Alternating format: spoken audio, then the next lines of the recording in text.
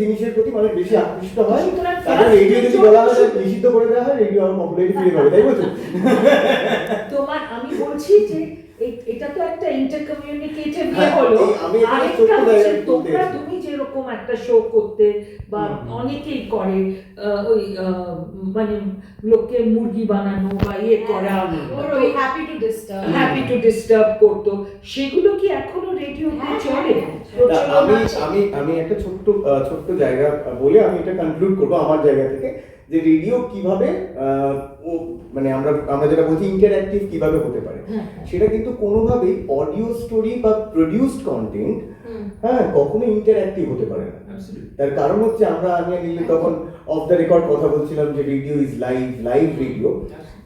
অয়ন্তিকা যেটা বলেছে, রেডিও আর ডিভাইস নয়, রেডিও তো এখনো ওই কারণেই ডিভাইস, কারণ ওইটাই লাইভ হতে পারে যদি না রেডিওকে স্ট্রিমিং এ শিফট করা হয়। যদি সানডে সাসপেন্স বা রেকর্ডেড পডকাস্ট আমরা দিই ইন্টারনেটে, হয়তো পিপল আর কমেন্টিং, বাট সেই মুহূর্তে কিন্তু পার্টিসিপেট করতে পারছে না যখন আমরা একটা টপিক টিজ করি রেডিওতে লাইভ, বা ট্রাফিক দিচ্ছি, বা কোনো একটা কন্টেস্ট বলছি, লোকে তোমাদের ফোন করছে। এক্স্যাক্টলি। তো আমার মনে হয় হোয়াটসঅ্যাপ করছে এক্স্যাক্টলি। কিন্তু আমার মনে হয় যে লাইভ রেডিও ব্যাপারটাকে একমাত্র হচ্ছে পথ, যদি ডিভাইসটা থেকে শিফট করিয়ে ডিজিটালি আনতে হয়, যে streaming is the only option till date. একটা স্টেশন কিন্তু অলমোস্ট সেই কাজটা করে, সেটা হচ্ছে 91.9 ফ্রেন্ডস এফএম। ওরা কি করে, মানে তুমি জিমির কথা এক্ষুনি বলছি, জিমি তো করেনি, তার পাশাপাশি অন্যান্য আমাদের যারা রেডিও বন্ধুরা আছেন, কাঞ্জনা হোক, রাজা হোক, সবাই ওনারা যখন শোটা শুরু করেন না, ওনারা ঠিক সেই সময় না ওনারা লাইভ স্টার্ট করেন। এই এখন যেরকম ফেসবুক লাইভ হচ্ছে, ওনারা ওই ফেসবুক লাইভটা করেন। এবার কি হয় তাতে, এবার আমি জানি না ওনারা তারপর কি করেন, কারণ পুরোটা আমার দেখা হয় না, কিন্তু এটার একটা খারাপ দিক আছে, একটা ভালো দিক আছে। খারাপ দিকটা আমি বলি, খারাপ দিকটা হচ্ছে যে রেডিওর যে মিস্ট্রিটা থাকে, ইমাজিনেশনের জায়গাটা, সেটা নষ্ট হয়ে যাবে। অডিও স্ট্রিমিং এর অপশন আছে। অডিও স্ট্রিমিং যদি হয়, আমি অডিও স্ট্রিমিংটার খুব পক্ষে, কারণ অডিও স্ট্রিমিংটা যদি হয়ে যায় না, নিশ্চয়ই আছে, বলছি আমি পপুলারাইজড বলছি, সবার এটা করলে পরে কি হবে, তখন আমি একসাথে এখানে যেরকম হোয়াটসঅ্যাপে পাচ্ছি, বা ফোনে পাচ্ছি, সেরকম ওখান থেকেও আমরা কমেন্ট পাচ্ছি, তো ন্যাচারালি আমার জায়গাটা অনেকটা বিস্তৃত হয়ে যায়।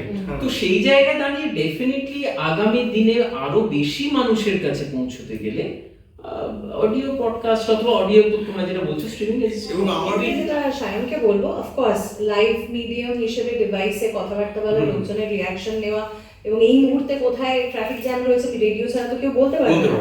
তো লাইভ রেডিওর একটা মাহাত্ম্য রয়েছে, সেটা বাট তার সাথে এই অন্যান্য অ্যাভিনিউজ গুলো খুলে ফেলাটা মনে হয় জরুরি। Interactive story telling, it's an international format. মানে আমার গল্পের এন্ডিং কি হবে এক্ষুনি আমার শ্রোতা বন্ধুরা বলে দেবে আমাকে, ইটস আ ফরম্যাট। এবং আমার মনে হয় সেই দিকেও আমাদের এগোতে কেউ বাধা দিচ্ছে না। Interactive story telling, right.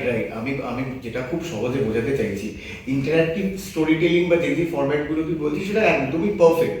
খালি আমার বক্তব্য হচ্ছে ওই একটা জায়গায় যে সেটা আমরা কিভাবে করছি, ইন্টারঅ্যাকশনটা কি এখন করছি নাকি অফ দ্য রেকর্ড, এবার করে এবার কি স্টোরিটা আমি তখনই প্রোডিউস করছি। ওকে, সেগুলো তাহলে স্ট্রিমিং বা ডিভাইস ছাড়া কোনো অপশন না। ধরে নে আমার একটা গল্প আমি লাইভ করলাম, এটা যেরকম একটা হতে পারে, সেরকম আমি একটা গল্প প্রি প্যাকেজ করলাম উইথ 3-4 অপশনস, অফকোর্স সেটাও হতে পারে।